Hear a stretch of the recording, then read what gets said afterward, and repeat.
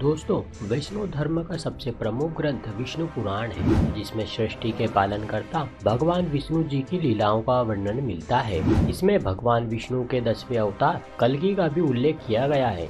वहीं यह भी बताया गया है कि कलयुग कैसा होगा। विष्णु पुराण में कलयुग का वर्णन करते हुए कहा गया है कि कलयुग में पाप इतना अधिक होगा कि सृष्टि का संतुलन बिगड़ जाएगा। आज के इस वीडियो में हम आपको बताएंगे कलयुग में होने वाले दुष्प्रभावों के बारे में। तो आइए एक बार विस्तार से प्रकाश डालते हैं उन दुष्प्रभावों पर। नमस्कार, स्वागत है आप सभी का festivals of India YouTube channel पर। विष्णु पुराण में बताया गया है कि मनुष्य की आयु धीरे धीरे घटती जाएगी। जहां सतयुग में मनुष्य की आयु 1000 वर्ष होती थी, वहीं कलयुग जब अपने चरम पर होगा तब मनुष्य की आयु मात्र 20 साल ही रह जाएगी। साथ ही युवा अवस्था में ही लोगों के बाल सफेद होने लगेंगे और कम उम्र में ही लोगों को गंभीर बीमारियों का सामना करना पड़ेगा।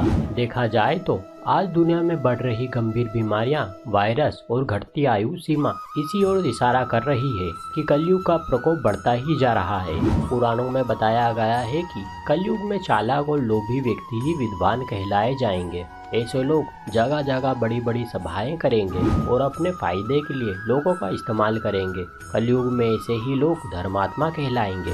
वे ज्ञान की चर्चा तो करेंगे, लेकिन वे स्वयं अपनी ही बातों का अनुसरण नहीं करेंगे।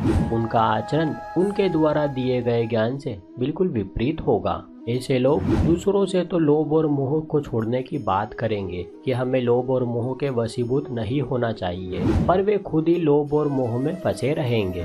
दोस्तों, कलयुग में विवाह एक प्रकार का समझौता होगा। लोगों में एक दूसरे के प्रति समर्पण और सम्मान भाव का अभाव होगा। पति पत्नी आपस में केवल अपनी जरूरतों के कारण ही रहेंगे। उनमें कोई प्रेम संबंध नहीं होगा। वे अपना झूठा प्रेम तो लोगों को बढ़ चढ़ कर दिखाएंगे, पर उनके जीवन में प्रेम का अभाव होगा।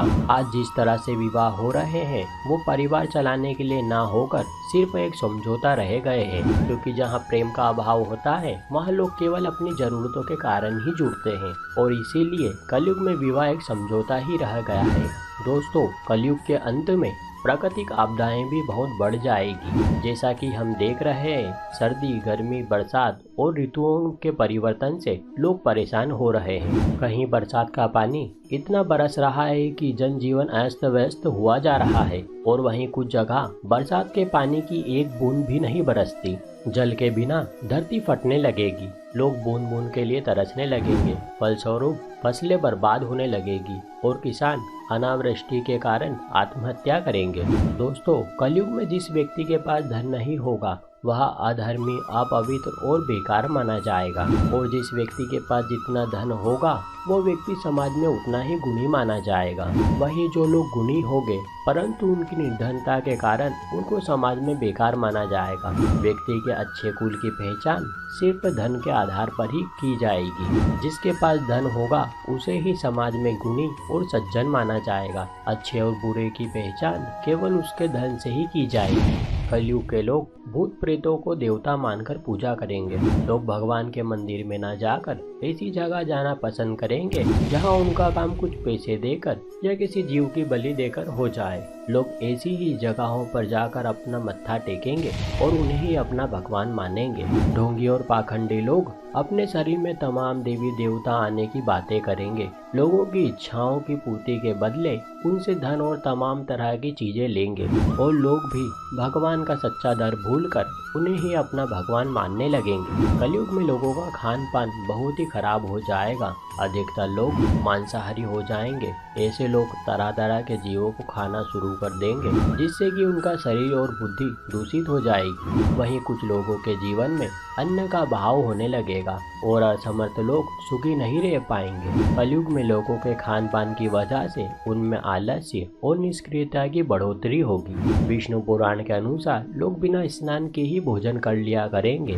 दोस्तों, एक और जहाँ पुराणों में कलयुग के बारे में काफी बातें लिखी गई है, वहीं वेद व्यास जी ने सभी युगों में कलयुग को श्रेष्ठ युग बताया है।